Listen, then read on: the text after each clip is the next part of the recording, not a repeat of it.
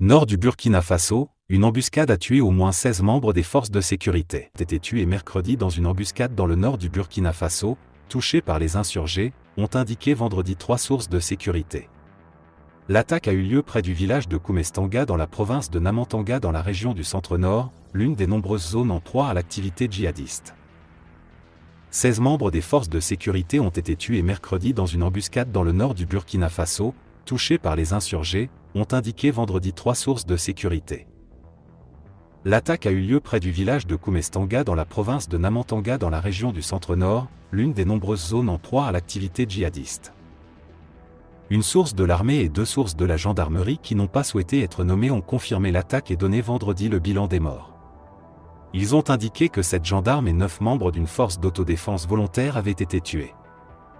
Cela fait 7 ans que le Burkina se bat tant bien que mal contre l'hydre terroriste. Au prix du sang. À l'heure du bilan, le constat demeure amer. Des pans entiers du territoire sous contrôle ennemi, des écoles fermées, près de 2 millions de déplacés internes. Cette absence de résultats a eu des conséquences institutionnelles. 3 régimes se sont succédés. Roch Kaboré, le lieutenant-colonel, Paul-Henri Sandaogo Damiba, et maintenant le capitaine Ibrahim Traoré. Le régime Traoré veut aller vite et reconquérir l'intégralité territoriale.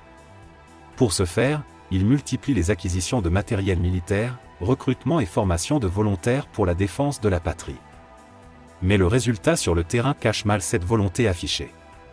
C'est ce qui a amené le président, chef suprême des armées à sortir de ses gonds pour parler sans langue de bois à ses frères d'armes.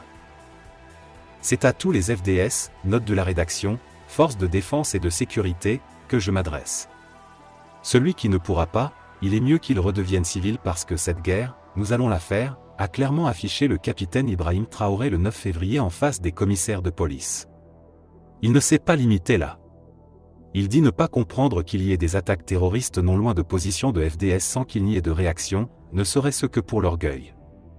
Cette question, les populations se la posent aussi depuis belle lurette. Des groupes armés terroristes font parfois des exactions dans des zones censées être sous couverture militaire. Mais zéro réaction.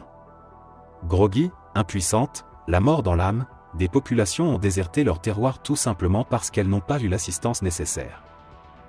L'armée n'a pas commenté publiquement l'attaque.